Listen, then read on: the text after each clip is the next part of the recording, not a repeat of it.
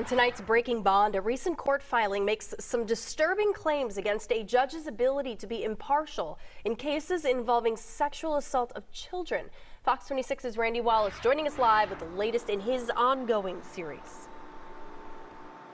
Yeah, Caitlin, the DA's office filed the motion to recuse against 185th Criminal District Court Judge Jason Luong. It comes after a jury found a man guilty of continuous sexual assault of a child and sentenced him to the statutory minimum of 25 years in prison. A jury convicts a man in the 185th Criminal District Court of continuous sexual abuse of a child and gives him 25 years.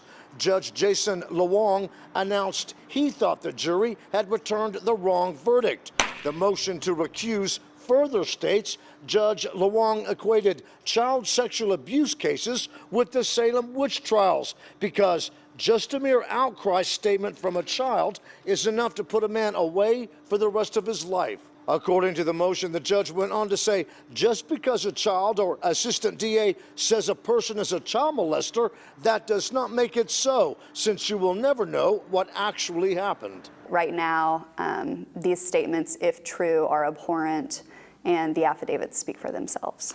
Andrea Bell is running against Judge Jason Luong in next month's runoff election.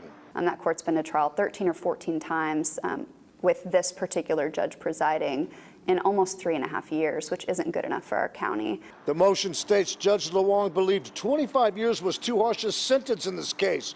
He also claimed that text messages between the defendant and the victim the state introduced during the trial were normal, and that he has similar conversations with his teenage stepdaughter every day.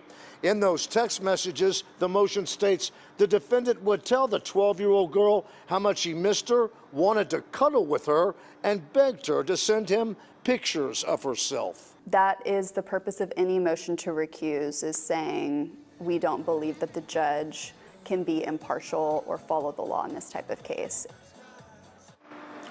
Now, I called the 185th and texted Judge Jason Luong for a comment.